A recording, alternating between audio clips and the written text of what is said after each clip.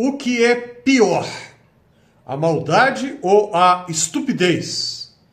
A maldade ou a burrice? Que pergunta difícil essa, hein? Nossa, imagine só, você tem duas possibilidades, nenhuma delas é boa. Mas imagine numa situação hipotética, se você precisar de apontar qual a pior, qual você escolheria?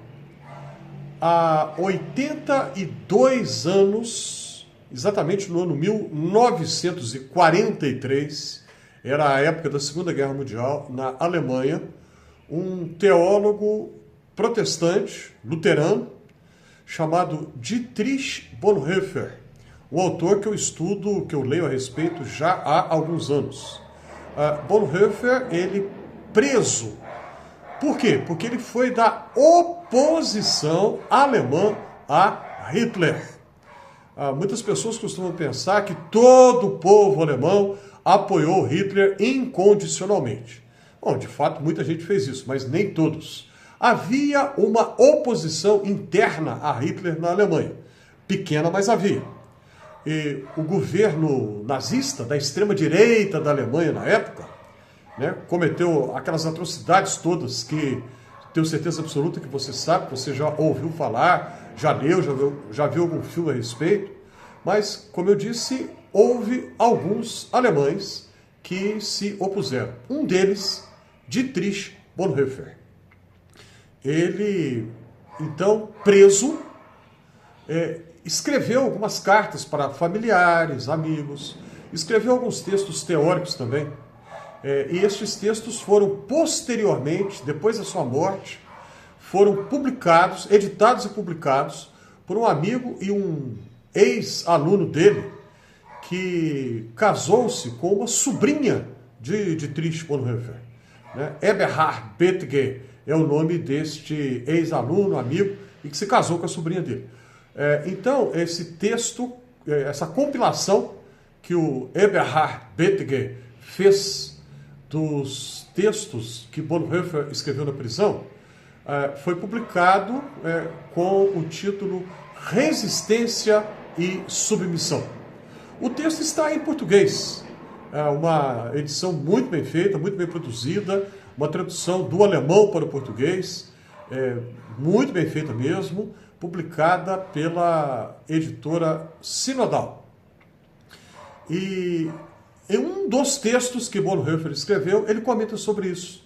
A maldade e a estupidez. A burrice.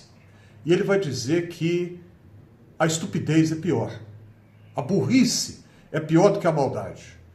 Porque a pessoa que age com estupidez, com burrice, ela acha que já sabe tudo. E não admite a possibilidade que tem algo que ela precisa aprender.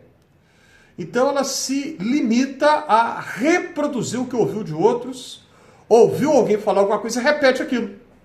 Não para pensar, não critica, não reflete, não raciocina. A pessoa se torna um papagaio, que o papagaio fala, mas aquilo que aprendeu. Ele é capaz de repetir palavras, mas ele não sabe o que ele está falando. Simplesmente não sabe. Ele não tem noção nenhuma das palavras, do que significam as palavras que ele está dizendo. E tem muita gente que é assim. Simplesmente repete o que ouviu. E nenhum momento, nem um segundo sequer para pensar o que eu estou falando. Será que isso é verdade mesmo? Ou seja, a pessoa não exerce a sua liberdade para pensar. Ela simplesmente reproduz o que outras pessoas falaram. E isso pode ser muito perigoso. Líderes políticos inescrupulosos podem se aproveitar dos seguidores dele, que são assim, porque sabem que eles vão repetir tudo que eles falam. Aí a pessoa fala algo que não tem base, não tem noção, não tem sentido, não tem condição nenhuma de ser verdade, mas aí os seguidores não pensam e vão reproduzindo aquilo. E isso vai se multiplicando a uma velocidade impressionante em tempos de redes sociais. As pessoas vão reproduzindo aquilo nos seus stories de Instagram, e as postagens todas, e grupos de WhatsApp, vão reproduzindo e mandando aquilo, e uma onda de estupidez, na qual as pessoas não refletem, simplesmente repetem o que ouviram alguém dizer. Isso é muito perigoso. E qual é a solução para essa situação?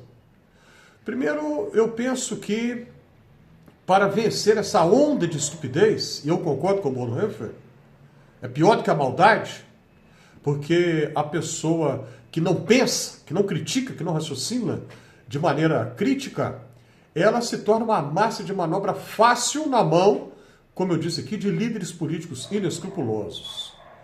Então, o primeiro passo para vencer isso é a pessoa ter humildade para admitir que, pera lá, talvez o líder político que falou isso, talvez ele esteja errado.